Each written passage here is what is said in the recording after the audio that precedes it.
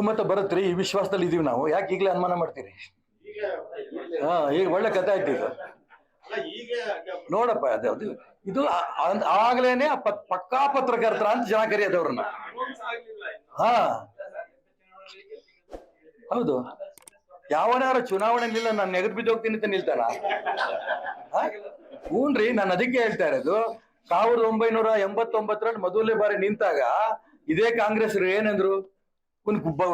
ಇಂಥದ್ದು ಎಂತ ಕುರಿ, ಹರಕೆ ಕುರಿ ಅಂದ್ರ ನನ್ನ KS ಶ್ರೀನಿವಾಸ ಹೇಳಿದ್ರೆ ಹರಕೆ ಕುರಿ ಅಂದ್ರು.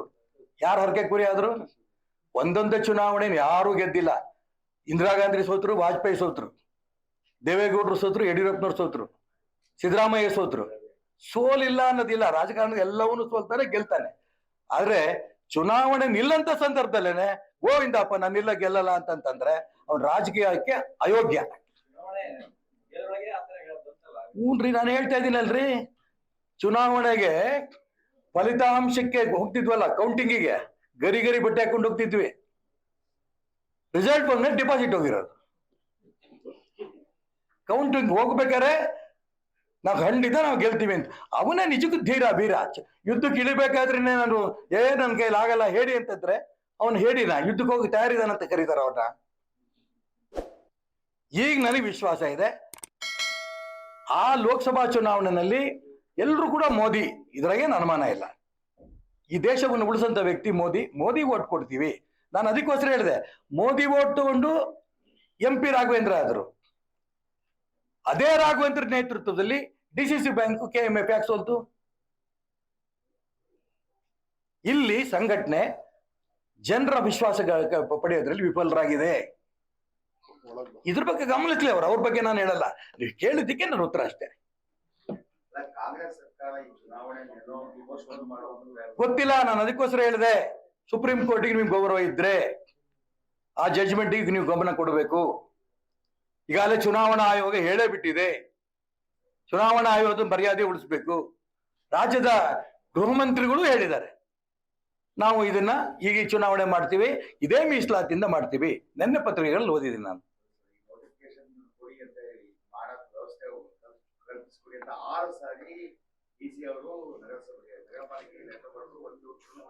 ಇದೆಲ್ಲ ಹಳೇದಣ್ಣ. ಈ ಸುಪ್ರೀಂ ಕೋರ್ಟ್ ಜಡ್ಜ್ಮೆಂಟ್ ಬಂದಿದ್ ಮೊನ್ನೆ. ಜಡ್ಜ್ಮೆಂಟ್ ಬರ್ತಿದ್ದಂಗೆನೆ ಚುನಾವಣಾ ಆಯೋಗ ಅವರು ಪತ್ರಿಕಾಗೋಷ್ಠಿ ಮಾಡಿದ್ ನೀವು ನೋಡಿದಿರಿ. ಅದಾದ ನಂತರ ನೆನ್ನೆ ಪತ್ರಿಕೆಯಲ್ಲಿ ಗೃಹ ಮಂತ್ರಿಗಳು ಪರಮೇಶ್ವರ್ ಹೇಳಿದ್ದಾರೆ. ಅದಕ್ಕೋಸ್ಕರ ನೀವ್ ಹೆಂಗ್ ಅನುಮಾನ ಮಾಡಿದ್ರು, ಆ ಅನುಮಾನದಿಂದನೇ ನಾನು ಈ ಪತ್ರಿಕಾಗೋಷ್ಠಿ ನಡೆಸ್ತಾ ಇರೋದು. ದಯವಿಟ್ಟು ಮಹಾನಗರ ಪಾಲಿಕೆ ಚುನಾವಣೆ ಮಾಡಿ, ಇದೇ ನನ್ನ ಒತ್ತಾಯ. ಇದಕ್ಕೋಸ್ಕರ ಒತ್ತಾಯ ಇದು.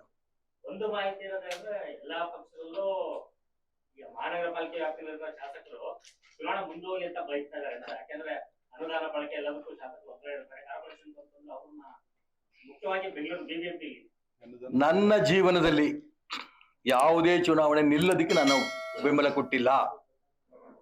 ಚುನಾವಣಾ ಸಮಯ ಮುಗಿತಿದ್ದಂಗೆನೆ ಚುನಾವಣೆ ನಡೀಲೇಬೇಕು, ಇದು ನಾನು ಒತ್ತಾಯ ಮಾಡ್ಕೊಂಡ್ ಬಂದಿರೋದು.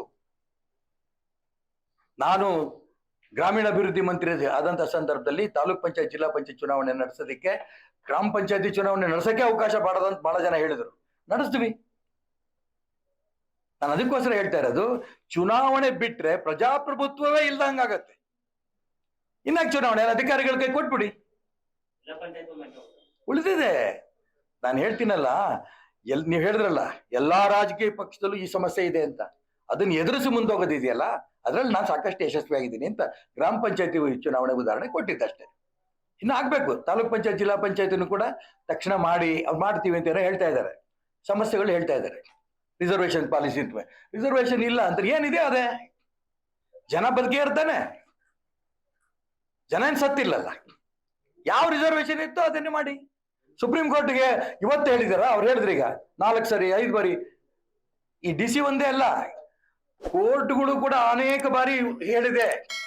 ಕೊನೆಗೆ ನಮ್ಮ ಸರ್ಕಾರ ಇದ್ದಂತ ಸಂದರ್ಭದಲ್ಲಿ, ನಾನು ಗ್ರಾಮೀಣಾಭಿವೃದ್ಧಿ ಮಂತ್ರಿ ಆದಂತ ಸಂದರ್ಭದಲ್ಲಿ ಇದಕ್ಕೋಸ್ಕರ ಒಂದು ಕಮಿಟಿ ಮಾಡಿದ್ದೀನಿ. ಈ ಒಂದು ಸರ್ವೆ ಮಾಡಬೇಕು, ಸರ್ವೆ ಮುಖಾಂತರ ತಕ್ಷಣ ಚುನಾವಣೆಗೆ ಹೋಗ್ಬೇಕು ಅಂತ. ಆ ಸರ್ವೆಗೆ ರಿಪೋರ್ಟ್ ಇನ್ನೂ ಬಂದಿದೆಯೋ ಬಿಟ್ಟು ನನಗೆ ಗೊತ್ತಿಲ್ಲ. ಸುಪ್ರೀಂ ಕೋರ್ಟ್ ಹೇಳುತ್ತೆ, ಈಗ ಏನಾಗುತ್ತೆ, ಅಕಸ್ಮಾತ್ ಆ ಸರ್ವೆ ರಿಪೋರ್ಟ್ ಇನ್ನು ಬಂದಿಲ್ಲ, ಮೀಸಲಾತಿ ಆಗಿಲ್ಲ ಅಂತಂದ್ರೆ, ಇವ್ರೇನೋ ಚುನಾವಣೆ ಘೋಷಣೆ ಮಾಡ್ಕೊಂಡು ಇದೇ ಪ್ರಕಾರ ಮುಂದುವರೆದ್ಬಿಟ್ರೆ, ಮೀಸಲಾತಿ ಇಟ್ಕೊಂಡೇನು ಮುಂದುವರೆದ್ರೆ ಸುಪ್ರೀಂ ಕೋರ್ಟ್ ಸ್ಟೇ ಕೊಟ್ಬಿಡುತ್ತೆ. SC ST ತೊಂದರೆ ಆಗಲ್ಲ. OBC ಒಂದೇ ಒಂದು ಸೀಟು ಸಿಗಲ್ಲ, ಅವರೆಲ್ಲ ಜನರಲ್ ಅನ್ನೇ ಸ್ಪರ್ಧೆ ಮಾಡ್ಬೇಕಾಗತ್ತೆ. ನಾನು ಅದಕ್ಕೋಸ್ಕರ ಹೇಳಕ್ ಕೊಟ್ಟಿರೋದು, ಚುನಾವಣೆ ಕೋರ್ಟ್ ಹೇಳಿರೋದ್ರಿಂದ ತಕ್ಷಣ ಮಾಡಿ, ಇದು ನನ್ನ ಒತ್ತಾಯ. ಜಿಲ್ಲಾ ಪಂಚಾಯತ್ ತಾಲೂಕು ಪಂಚಾಯತ್ ಎಷ್ಟು ವರ್ಷ ಆಯ್ತು, ಅವಾಗ ಬಿಜೆಪಿ ಗೌರ್ಮೆಂಟ್ ಏನ್ ಮಾಡ್ತಾರೆ? ನೋ, ಅದಕ್ಕೆ ನಾನು ಹೇಳ್ತಿರೋದು, ನಮ್ಮ ಸರ್ಕಾರ ಇದ್ದಂತ ಸಂದರ್ಭದಲ್ಲೇನೆ ಇದನ್ನ ನಾವು ಅವ್ರಿಗೆ ಅಧಿಕಾರನೂ ಕೊಟ್ವಿ. 5 ವರ್ಷ ಇದ್ದಿದ್ದು 2 ವರ್ಷಕ್ಕೆ ಮುಗಿಸ್ಬೇಕು ಅಂತ ಅಧ್ಯಕ್ಷರು ಉಪಾಧ್ಯಕ್ಷರು ನಮ್ಮನ್ನು ಮುಗಿದ ಮೇಲೆ ಅವ್ರ ಟರ್ಮ್ ಮುಗೀತು ಅವ್ರು. ಆದ್ರೆ ಆ ಸಂದರ್ಭದಲ್ಲಿ ಗ್ರಾಮ ಪಂಚಾಯತಿ ಟರ್ಮ್ ಮುಗೀತು, ತಕ್ಷಣ ಮುಂದಾಕ್ಬೇಕು ಅಂದ್ರು, ಮಾಡ್ಲಿಲ್ಲ, ಚುನಾವಣೆ ಮಾಡಿದ್ದೀವಿ.